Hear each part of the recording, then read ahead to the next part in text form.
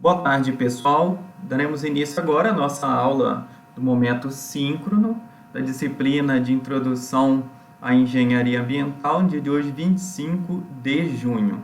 Esse conteúdo que está sendo gravado aqui, ele é parte do momento síncrono, é parte porque é só a apresentação do conteúdo, e quanto à parte de tirar dúvidas sobre as tarefas, atividades avaliativas, a gente faz depois para deixar vocês um pouco mais à vontade na participação. Então, obedecendo o que pede a resolução, esse momento está sendo gravado para que a gente disponibilize depois lá no sistema. Quem não se sentir à vontade durante a gravação pode sair da sala e voltar ao final da gravação. Então, quando a gente fala em saúde pública, a gente já vem falando há um bom tempo dessa relação meio ambiente, saneamento, saúde pública. A gente quer citar aqui a importância de se fazer um meio ambiente equilibrado. O objetivo dessa aula não é simplesmente falar de doenças de um ponto de vista medicinal, mas sim a gente apresentar quais doenças incidem na sua maioria por falta de alguma atividade do saneamento ou por algum impacto ambiental.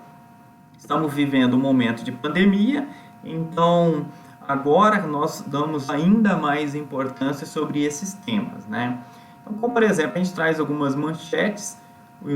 O Globo citou aí que rede de esgoto não existe em mais da metade dos domicílios brasileiros, né? Nós temos casos também aí, surtos de hepatites e outras doenças por falta de saneamento. E aí, pessoal, tudo isso leva também à mortandade infantil de crianças por falta de saneamento, entre outros dados mais. E aí é que vem à tona. Por exemplo, nós temos algumas doenças que são incidentes, até mesmo na nossa região, que são basicamente relacionadas à veiculação hídrica pela falta de saneamento, doenças infecciosas relacionadas com excretas, ou seja, presença de esgoto em água, em resíduos, né? Doenças também que estão relacionadas com lixo, tá? E doenças infecciosas relacionadas com a habitação. Então, são alguns tipos dessas doenças que nós falaremos agora. E cerca de 85% das doenças que a gente vê por aí, né, estão relacionadas a algum tipo de veiculação, seja hídrica, seja com excreta, seja com lixo ou com a nossa habitação. Muitas vezes a gente dá pouca ligância para esse tipo de doença, mas vocês vão ver que, de fato, isso é muito importante, tá? Então, relacionando agora um pouco numa forma de quadro, nós temos alguns grupos tentando agrupar essas doenças aí, como, por exemplo, as doenças transmitidas via fecal-oral, que são as relacionadas a alimentos contaminados. Deve se perguntar assim, professor, mas como que a doença ela vai ser transmitida por causa de contato com fezes? Olha, seu alimento, que é ingerido cru, por exemplo, as hortaliças, elas tiveram algum contato com água contaminada e, portanto, você poderá pegar leptospirose, amebise, hepatite, diarreias, etc. e tal. Então, nós temos esses tipos de doença aqui que, embora não pareçam, elas estão relacionadas com a área ambiental, algum impacto que ocorreu ali para que se houvesse uma transmissão maior dessas doenças, né? Doenças relacionadas à limpeza com a água, por exemplo, nós temos infecções na pele, nos olhos, como é o caso aí do tifo, piolho, escabiose, tá? Doenças relacionadas a parte dela, um ciclo na água, como é o caso da extossomose, que a gente vai ver daqui a pouco, e doenças transmitidas por vetores que se relacionam com a água, por exemplo, malária, febre amarela, dengue, elefantise. Então, vocês devem estar se perguntando, dengue, professor, está relacionado a impactos ambientais? Sim, veremos posterior. Então, quando a gente pega uma amostra de água, eu falo amostra porque a gente pensa em avaliar a qualidade dessa água, nós temos aqui, podemos ter, né, E. coli, que é a Escherichia coli, que é o indicador de contaminação fecal, as salmonelas, que são perigosas, né, a própria Extossoma mansoni, né, a cólera, hepatite A, entre outras que estão presentes ou que podem estar presentes nessa amostra aqui de água, tá ok? Então, falando um pouco rápido, vou falar rápido, porque não é o objetivo nosso aqui focar para fins medicinais. Ah, professor, eu vou fazer uma consulta para entender. Não, nós estamos relacionando aqui o que pode acontecer caso haja um impacto ambiental ou alguma atividade da grande área de saneamento não executada de forma correta. O que pode acontecer lá na saúde pública, tá? Então, nós temos a doença amebíase, que são doenças de veiculação hídrica, que é um protozoário. Vocês vão estudar ou estão estudando ali nas próximas disciplinas, né, sobre protozoários, amebas, entre outros assuntos mais, que são doenças relacionadas o quê? Com o contato do não tratamento de algum efluente, né, de algum esgoto que sai e acaba caindo na água. Então, algumas formas de prevenção e tratamento que nós podemos relacionar com o nosso curso. Tratamento do efluente, tratamento, desinfecção desse efluente, e nós vamos devolver esse efluente na forma de água tratada que atenda os padrões do enquadramento da qualidade do curso d'água. Então, por exemplo, se a gente pegar Ibatiba, o esgoto de Ibatiba tem que ser tratado e devolvido ao Rio Pardo com qualidade superior à do próprio rio. Não é bem isso que a gente vê, mas o planejamento a longo prazo deve ser feito assim, entendeu? Da mesma forma que onde a gente vê também gestão de resíduos sólidos para que não tenhamos contato com moscas, baratas e outras coisas mais, tá? Então, aqui o ciclo dessa doença, vista também em microscópio, nós já fizemos aula prática pegando amostras de testes de laboratório que foi confirmado, por exemplo, amebíase, extossomose, giardíase, e nós já conseguimos identificar em laboratório. Então, existe sim, por exemplo, amebíase, giardíase, extossomose na nossa região. Tá? Isso é legal, a gente saber que existe. Muitas vezes a gente acha que já está erradicado, está longe do nosso contato, nem sempre. Tá? Então, a questão da giardíase e criptosporídese, que é causada pela Giardia lamblia, né, também, e pelo criptosporídeo, ambos são protozoários, vocês vão ouvir falar desses bichinhos mais para frente também, né, e que nós contraímos por causa do contato de alimento em águas contaminadas. Por isso que é muito indicado grávidas que não consumam alimentos que sejam ingeridos crus, porque um momento ou outro lá em campo, o produtor rural ele pode pegar água do rio, que tem contaminação por meio de dejetos de pessoas infectadas, e acabar fazendo o quê? Contaminando essa pessoa. E aí, pessoal, a giardíase, o protozoário dela, né, é esse bichinho muito bonitinho que a gente vê aqui à nossa direita, e a gente consegue identificar ele, parece até esses olhinhos aí, né, terrorizantes, lá em laboratório. Tá? Ele é visto assim, a gente consegue colocar um tingidor e a gente consegue identificar. Tá? Outro problema também é a gastroenterite, ou diarreia, que é responsável por 85% dos óbitos das crianças. Trata-se de uma infecção viral. Aqui já não é mais protozoário nem bactéria, tá? É um vírus. Então, a criança, uma vez em contato com água contaminada, ela pode acabar ingerindo, não é? Essa água contaminada e vindo aí a ter sérias complicações. Então, boa parte dos óbitos em crianças eram por causa de diarreia. Alguns problemas, como por exemplo febres, tifoide, paratifoide, que são causadas por uma bactéria, salmonela, não é? Então aqui nós já temos uma outra forma. E como se contrai? Também por descargas de dejetos por pessoas contaminadas em um local que há contato, que há esgoto a céu aberto, e essas crianças, essas pessoas acabam tendo contato, muitas vezes até mesmo pela pele, acaba se manifestando ali. Então, o foco aqui, quanto a tratamento, a gente tem que pensar também não só o tratamento da doença, não é o nosso papel, não é nossa atribuição, mas sim como que nós podemos evitá-la, tá? Hepatite A ou B, que nós temos aí, é uma causa da inflamação no fígado por esse vírus, né?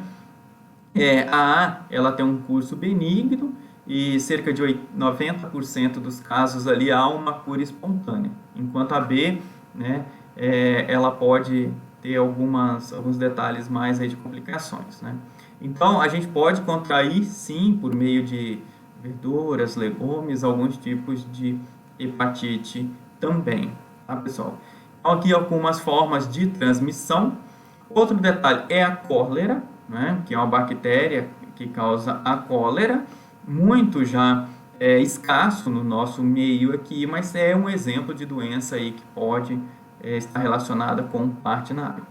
Dentre as verminoses, nós temos um exemplo aqui, que é a extossomose, ou a xistose, que a gente chama, que ela é contraída por meio do ovo da Extossoma mansoni, né, que pode ser abandonada em água. Essa doença aqui, ela é a doença ocasionada pelo caramujo, mas não simplesmente só pelo caramujo, ou só pelo contato com a água.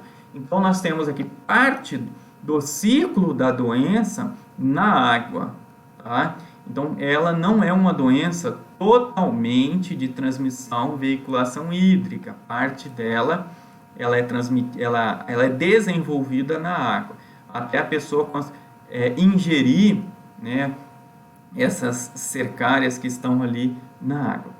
Então, a gente consegue identificar ela em laboratório por meio, pessoal, dessa espícula que nós encontramos aqui, ó. Aqui na parte inferior, que nós temos S. mansoni, né? Nós conseguimos identificar ela ou virada, como está. Aqui nós temos as três, né? Aqui embaixo. Ou na forma assim, que a gente está vendo ela, seria na posição superior, ou de um lado ou de outro. Então, essa espícula, que é esse rabinho aqui, que facilita a identificação lá em laboratório. Quando eu falo identificação em laboratório, é porque a gente já pega uma amostra sabendo que existe isso lá, tá?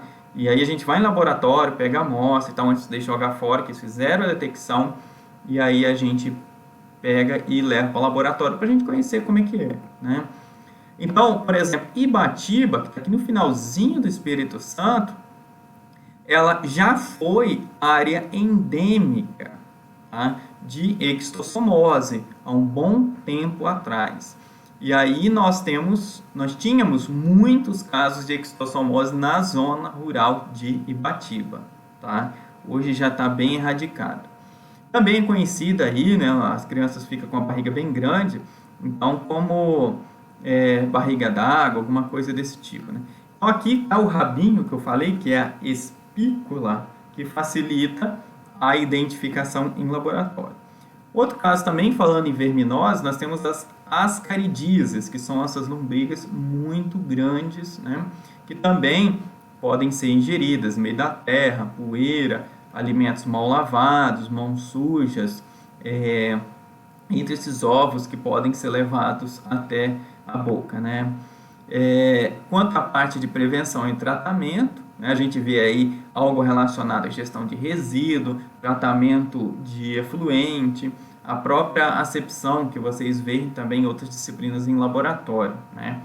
Então nós temos aí como que funciona o ciclo da escaridíase, né? Um outro exemplo aqui, quanto à verminose, nós temos a teníase, ou então a solitária, que é aquela que é transmitida por meio da carne de porco mal passado, ou seja, esse animal ele teve contato com a doença, ele adquiriu e ele vai ser parte do ciclo, né, da doença até ser transmitida para a gente. Então, quando a gente acaba consumindo essa carne de porco mal passada, a gente pode estar ingerindo também parte aí desses anéis, essa transmissão aí da doença. Tá? Então, uma das formas seria aí, não deixar os animais soltos, não andar descalço também, né? Entre outros detalhes mais. Então, pessoal, outra verminose que também pode ocasionar, e a parte do ciclo dela relacionada com a falta de tratamento de efluente, é a ancilostomíase, que é o amarelão. Tá?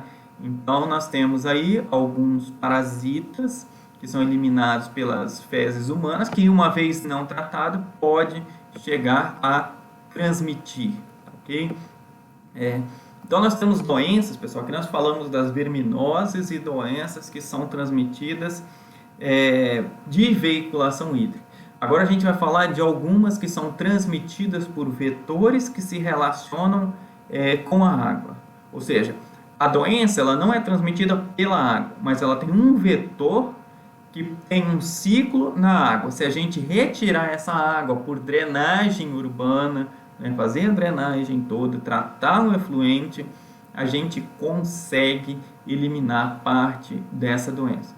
Uma delas é a malária, né? A malária porque ela tem um mosquito que pica as pessoas, né, geralmente no entardecer e à noite, e esse mosquito tem um ciclo relacionado à água, né? Então, aqui está o ciclo da malária, né? As regiões que geralmente concentram mais malária. Uma outra doença muito conhecida da gente é a dengue. Para a gente falar assim, evitar de deixar a água parada e tal, sim, é uma questão de meio ambiente, mesmo que esse meio ambiente seja um meio ambiente doméstico, da nossa casa, tá? Então, é a parte de sanear o nosso meio, resolver algum problema ali. A dengue é muito mais falada, né?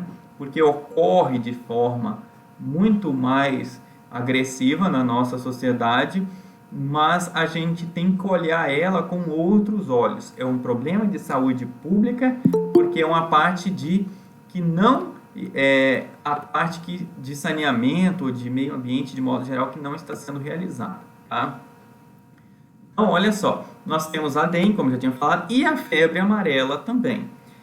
Como assim e tal, pessoal? Febre amarela é o seguinte, os primatas, eles habitam nas florestas, né? Então eles são os principais indicadores dessa doença para a gente. Nós tivemos aí surtos de febre amarela, uns 3 anos atrás, por aí,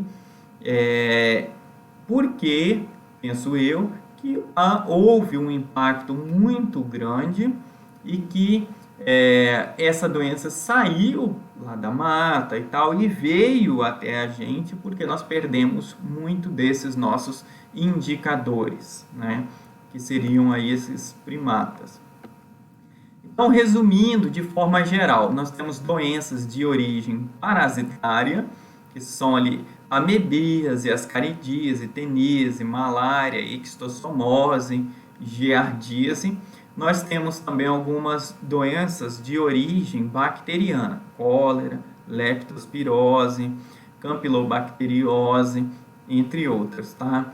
E a respeito de viral, hepatite A e hepatite B. Eu gosto sempre, pessoal, de relacionar algumas doenças, né, dentre essas que nós vimos aí, a água, a parte de resíduo, a parte de efluente, porque aí a gente consegue relacionar com esses impactos ambientais.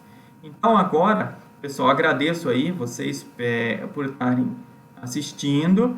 Eu vou parar a gravação para a gente discutir um pouco mais desse assunto e da atividade que nós teremos que fazer durante a semana. Obrigado.